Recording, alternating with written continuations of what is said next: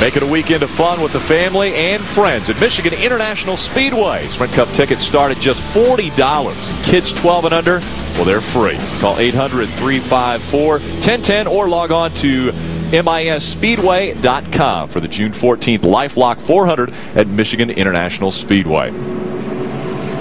Let's go back down to pit road for our updates on the second round of pit stops, Ray. Well, Rick, for Taylor Malsom, I thought they were going to get fuel only, but what happened was on lap 37 when they pitted, they had done right side tires only. So he came in for fuel and for left side, so now he'll have fresh tires. And when we look over at Kyle Busch's camp on his right rear, we've got a good bit of cord showing. That may be the explanation of where his vibration was coming from. Cords on the right rear for the 51. Adam? Johnny Benson started in the sixth position. He is up to the race lead. That because they pitted at lap 36 for tires, and under this caution came down at lap 47 for fuel and an adjustment. We'll see how the defending series champ handles life out front this afternoon. Remember Doug George cautioning Kyle Busch not to run high because there's less rubber up there. Kyle Busch quoted that right rear tire, and that's probably only about 30 laps of green flag racing. You can see the strategy that some of these teams have played. Timothy Peters up to the second spot. Stacy Compton's third. Jason White in his gunbrokers.com truck is fourth. So these guys, Matt Crafton, we talked in the pre-race, Rick, that these guys would need some good tire wear to use strategy to get toward the front. Matt Crafton's pulled it off. He's up to the fifth spot. Before we see the green flag, it's time to take a closer look into the camping experience with Camping World's Destination Recreation. It's Camping World's Destination Recreation. You know, it used to be the only way to be fashionable at the racetrack was if you had a really fast golf cart. But these days, I'm seeing a lot more people riding around on a super fun cruiser bike. And what's not to like about them? I mean, after all, you get really great exercise. But some people didn't want to take a bike because you need a bike rack on your RV. But not anymore. This bike's exclusive to Camping World. And watch this. One snap and boom, it folds up, goes away. You can pick the seat off, remove the handlebars, and it doesn't take up much space at all. And all you got to do is go like that, and it's ready to go. For the next 2 weeks, you can get $40 off this one at Camping World. But right now, I got to go to Mikey's. He's cooking ribs. Why weren't we invited to I didn't get invited for the ribs. I had ribs. That's why I'm doing this. Well, next time, how about invite all of us? It's funnier if you can see me trying to suck the ribs out of my teeth. But I like having Ray over. He's informative. I'm sure he is. How about another informative man from pit road, Adam Alexander? Just to keep you posted on what Timothy Peters is doing right now, he came down to lap 18. Right side tires only on that stop. That opened the door for fuel only here at lap 47. So he has gained a ton of track position. And I guess now the question becomes, how do these tires hold out that are older than some of the others deeper in the field? And I think we're about to answer that question. We'll find out awfully quick. We'll see how long it takes Kyle Busch to get back to the front. It only took him 6 laps at the start of this race to get up front from the 10th starting position. Green flag back in the air. It's Johnny Benson just in front of Timothy Peters. He's already passed one truck, Kyle Busch has. Johnny Benson's throwing a little block on Timothy Peters getting down in turn 1, keeps the lead. Stacy Compton looks to the outside of Timothy Peters, trying to take over the second spot.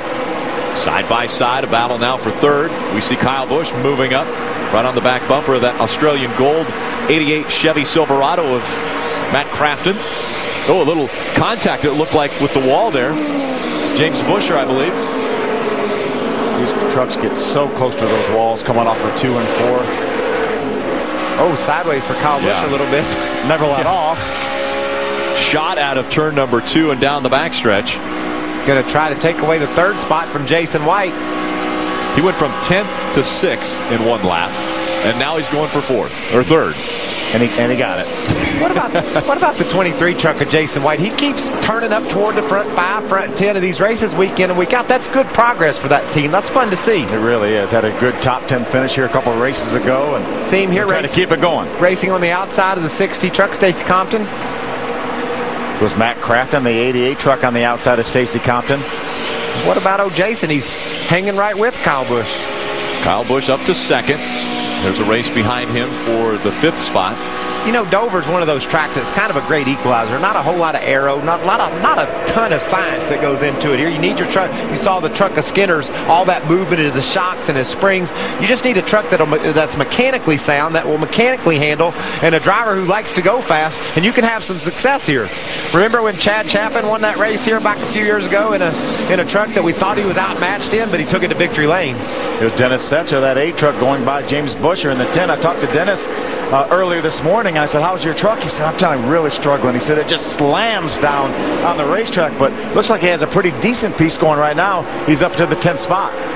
James Busher behind him. We see Todd Bodine in the 30 moving up to the inside of Busher, trying to take that spot away.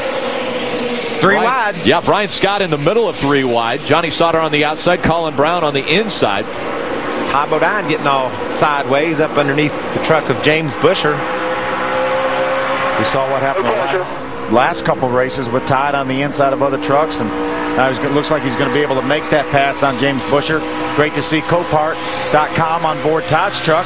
Yeah, they also sponsored Harvick's Nationwide car in a race earlier today, so I like these cats. They're all in. They're using NASCAR racing to market their goods and services, and that's a good thing for our sport.